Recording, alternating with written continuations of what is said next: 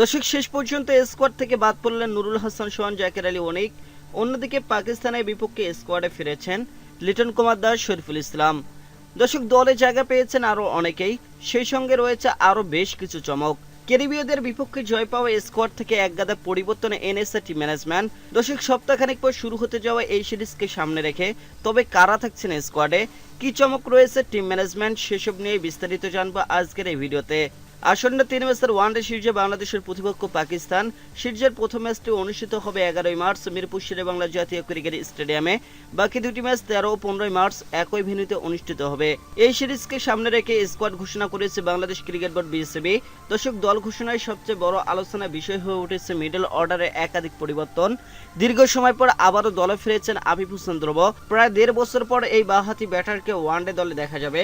দর্শক, 2024 সালের ডিসেম্বরে সর্বশেষ ওয়ানডে খেলেছিলেন আফিফ হোসেন ধ্রুব। এখন পর্যন্ত 34টি ওয়ানডে ম্যাচে 37.67 গড়ে 667 রান করেছেন এই ব্যাটার। সম্প্রতি ঘরোয়া ক্রিকেটে তার পারফরমেন্স নির্বাচকদের নজর কাড়ে। সর্বশেষ বিসিএল ওয়ানডে টুর্নামেন্টে একটি সেঞ্চুরি সহ 3 ম্যাচে করেছেন 128 রান। মূলত মিডল অর্ডার বেশ কয়েকজনকে সুযোগ দেওয়া হলেও তারা নিজেদের জায়গা নিশ্চিত করার মতো ধারাবাহিক পারফরমেন্স করতে পারেননি। দর্শক, সেই কারণে স্কোয়াডে এত পরিবর্তন আনা হয়েছে এবং আবারও ফিরিয়ে আনা হয়েছে আফিফ হোসেন ধ্রুবকে। তার অভিজ্ঞতা দলের জন্য গুরুত্বপূর্ণ হবে বলে মনে করছেন নির্বাচকরা। অন্যদিকে ওয়ানডে স্কোয়াডে ফিরেছেন লিটন কুমার দাস। গত বছর কলম্বোতে শ্রীলঙ্কার বিপক্ষে সিরিজের পর থেকে ওয়ানডে দলে অনিয়মিত হয়ে পড়েন এই উইকেট কিপার ব্যাটার। সর্বশেষ 6টি ওয়ানডেতে 4টিতে 0 রানে আউট হওয়ার পর তাকে দল থেকে বাদ দেওয়া হয়েছিল। তবে নির্বাচকদের বিশ্বাস, কঠিন সময় পার করে আবারও নিজের ছন্দে ফিরবেন লিটন কুমার দাস। দর্শক, মিডল অর্ডারকে শক্তিশালী করতে তাকে এই সিরিজে বিবেচনা করা হয়েছে। এখন পর্যন্ত 95টি ওয়ানডে ম্যাচ খেলেছেন লিটন কুমার দাস। ওপেনিং ও 3 নম্বর পজিশনের বাইরে মাত্র 10টি ম্যাচ খেলেছেন এই ডান হাতি ব্যাটার। যদিও সাম্প্রতিক সময়ে ঘরোয়া ক্রিকেটে তাকে 3-4 নম্বর পজিশনে ব্যাট করতে দেখা গেছে।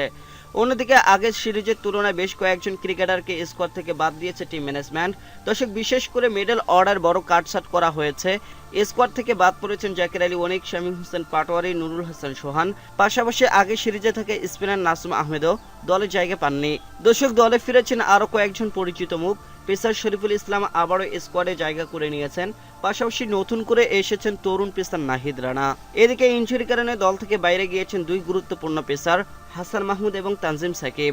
সব মিলে পাকিস্তানের বিপক্ষে সিরিজের জন্য বেশ গুরুত্বপূর্ণ একটি দল গড়েছে টাইগাররা। এখন দেখার বিষয় নতুন কিছু পরিবর্তন ও প্রত্যাবর্তনের মাধ্যমে পাকিস্তানের বিপক্ষে সিরিজে কতটা সফল হতে পারে টাইগাররা। এক নজরে বাংলাদেশের স্কোয়াড: মেহেদী হাসান মিরাজ, অধিনায়ক সৌম্য সরকার, তানজিদ হাসান তামিম, নাজমুল হোসেন শান্ত, তৌহিদ হৃদয়, লিটন কুমার দাস, আফিফ হোসেন ধ্রুব, মহিদুল ইসলাম অঙ্কন, রিশাদ হোসেন, তানভীর ইসলাম, মুস্তাফিজুর রহমান, তাসকিন আহমেদ, শরীফুল ইসলাম ও নাহিদ রানা।